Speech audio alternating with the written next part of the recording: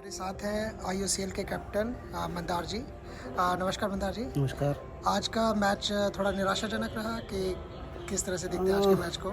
निराशाजनक तो नहीं कह सकते, ठीक है, क्योंकि हाँ, ओएनजीसी की टीम काफ़ी अच्छी थी। उनके पास काफ़ी सारे फर्स्ट क्लास प्लेयर्स थे जो एक्सपीरियंस्ड है वो लेवल पे, हाईएस्ट लेवल पे खेलने के लिए। जबकि हमारी टीम में काफ़ी ऐसे प्लेयर्स थे जो रेगुलर प्लेयर्स नहीं है, वो रेगुलर एम्प्लॉइज़ है, पर उनको क्रिकेट खेलने का शौक होने के कारण वो हमारी टीम में है।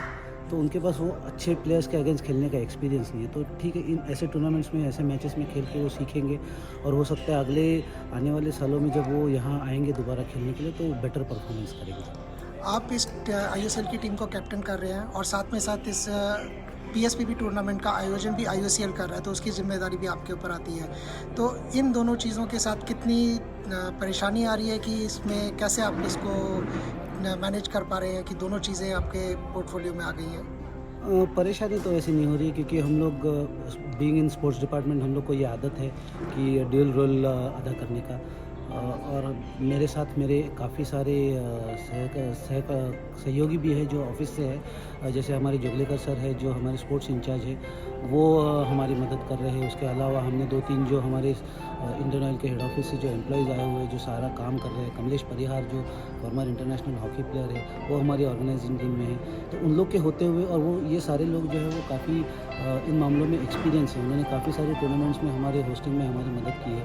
तो उनको सारा चीज़ें पता है कि क्या जैसे ट्रांसपोर्ट में अरेंजमेंट क्या-क्या करनी होती है, कैटरिंग सर्विसेज में क्या-क्या अरेंजमेंट करनी होती है, बाकी जो चीज़ें हैं उसमें कैसे अरेंजमेंट करना होता है। तो मेरा रोल उतना थोड़ा कम हो जाता है। तो ये लोग सारी ज़िम्मेदारियाँ उठा रहे हैं। तो जब मैं हमारा गेम रहता है उसी का, तो मुझे इन सब चीज़ों के लिए ध्यान रखने की ज़रूरत नहीं पड़ती। ये सारे लोग टेक केयर कर लेते हैं इन चीज़ों। एक सवाल पीएसपीबी से रिलेटेड है कि पीएसपीबी के अंडर जैसे आई थिंक 16 या 14 ऑयल कंपनीज आती हैं और जो हमारे स्पोर्ट पर्सन्स हैं उनको जॉब भी देती हैं, स्कॉलरशिप्स वगैरह भी देती हैं।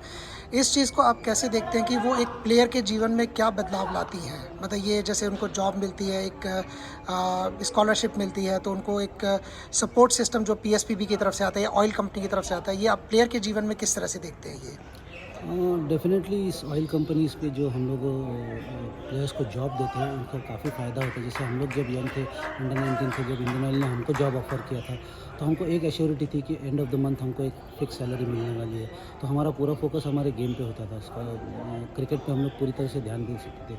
और जितने साल हम लोग हमारा फर्स्ट क्लास क्रिकेट या जो रेगुलर क्रिकेट खेल रहे थे, वहाँ तक हमें ऑफ़िस जाने की ज़रूरत नहीं होती, किसी भी तरह के ऑफ़िस में काम करने की ज़रूरत नहीं थी। तो हमारा पूरा फ़ोकस हम लोग गेम में दे सकते थे और उसका हमें काफ़ी तरह से फ़ायदा हुआ। और जबकि इसको बाकी जब ये स्कॉलरशिप प्लेयर्स की बात है, यंग एज में जब आपको फाइनेंशियल असिस्टेंस मिलता है, स्पेशली जो छोटे बाकी सारे जो गेम्स हैं जहाँ पे इतनी फाइनेंशियल सपोर्ट नहीं मिलती, तो उन गेम के खिलाड़ियों के लिए ये फाइनेंशियल सपोर्ट बहुत इम्पोर्टेंट साबित होता है। उनको एक एनकरेजमेंट मिलता है अच्छे लेवल पे खेलने का। जो भी एक जैसे हम लोग इंडियन ऑयल की जो स्कॉलरशिप्स है उसमें हम लोग ऑलमोस्ट 250 लोगों को 20 गेमों के अंदर स्कॉलरशिप देते हैं और मिनिमम 15,000 हम लोग देते हैं। और उसके अलावा भी 20,000 की कैटेगरी, दो कैटेगरीज के अंदर हम लोग स्कॉलरशिप देते हैं। तो ये 15,000 मिनिमम अमाउंट अगर आपको end of the month every year मिल रहा है, एवरी मंथ मिल रहा है, तो काफ़ी सपोर्ट मिलता है, स्पेशली छोटे गेमों के लिए।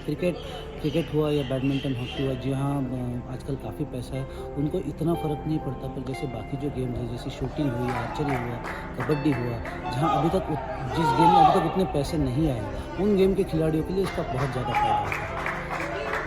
पीएसपीबी अपने आप में एक कांटे की टक्कर माना जाता है क्योंकि कंपनी टू कंपनी फाइट रहती है और एक ट्रॉफी के लिए लड़ाई चलती है। तो इसमें आगे की जर्नी आप इस टूर्नामेंट में कैसे देखते हैं आईओसीएल की?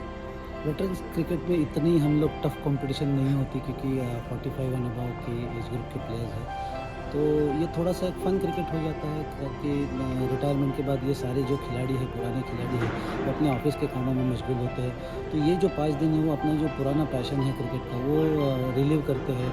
थोड़ा बॉडी भी आजकल इतनी, मतलब ये उम्र में आने के बाद बॉडी इतनी साथ नहीं देती जो पहले ज़माने में देती थी। पर फिर भी प्लेयर्सों का जोश देख के बहुत अच्छा लगता है कि वो लोग 5 दिनों के लिए यहाँ आते हैं, पूरा अपने जितना भी फिज़िकल एबिलिटी है उस तरह से एफ़र्ट्स देते हैं और कोशिश करते हैं कि मैच जीते और at the same time cricket अपना एंजॉय करते हैं, तो वो अच्छी चीज़ है। जैसे आज हमने मैच देखा, सुबह का मैच देखा IOCL वर्सेस ONGC, उसमें एक दिलचस्प रोमांच था, तो इसी तरह के आगे के मैचेस में भी हमें देखने को मिलेगा। डेफिनेटली हम अपनी तरफ से पूरी कोशिश करेंगे। Thank you, thanks a lot.